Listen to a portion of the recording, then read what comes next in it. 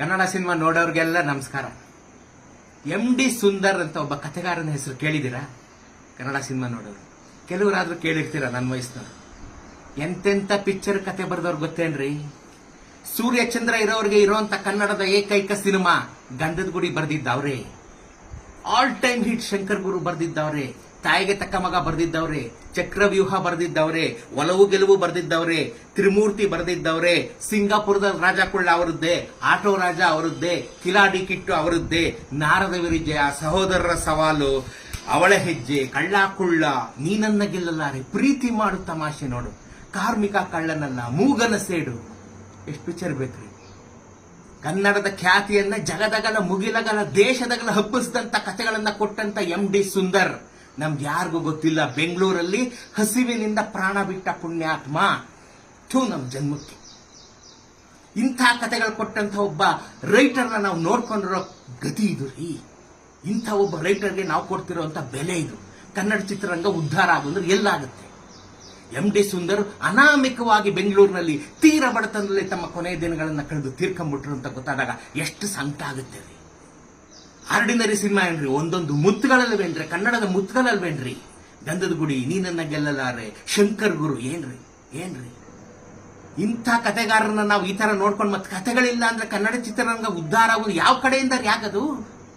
ಕನ್ನಡ ಚಿತ್ರರಂಗ 60 ವರ್ಷದ ಒಂದು ಕಾರ್ಯಕ್ರಮ ಮಾಡಿ ಒಂದು ನೆನಪಿನ ಪುಸ್ತಕ ಅಂತಲ್ಲ, ಒಂದೇ ಒಂದು ಲೈನ್ ಈ ಪುಣ್ಯಾತ್ಮನ ಮೇಲೆ ಇಲ್ಲ ರೀ ಆ ಪುಸ್ತಕದಲ್ಲಿ. ಇನ್ನೇನ್ರಿ ನೀವು ನೆನಪಿನ ಕಾಣಿಕೆ ತಗೊಂಬಂದಿರೋದು? ಇನ್ನೇನ್ ನೀವು ನೆನ್ಸ್ಕೊಳ್ಳೋದು ಹಿರಿಯರನ್ನ ನೆನ್ಸ್ಕೊಳ್ಳೋದು ಹೆಂಗೆ?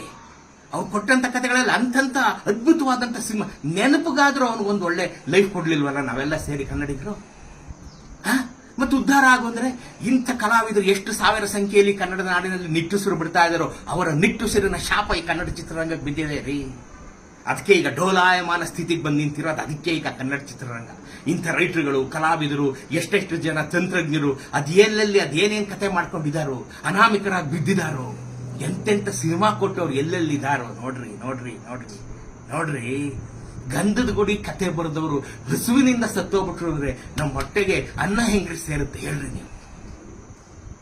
ಅದೇನ್ರಿ? ಯಾಕೋ ಗೊತ್ತಿಲ್ಲ ನನ್ಗೆ ಇವತ್ತು ಈ MD ಸುಂದರ್ ನೆನಪಾಗ್ಬಿಟ್ರು.